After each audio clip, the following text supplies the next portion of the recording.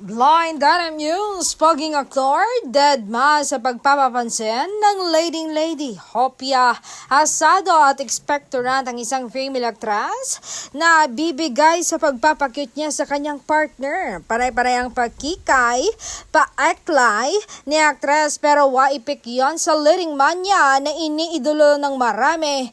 Nananatili siyang nonchalant. Kawawa naman si actress. Naku.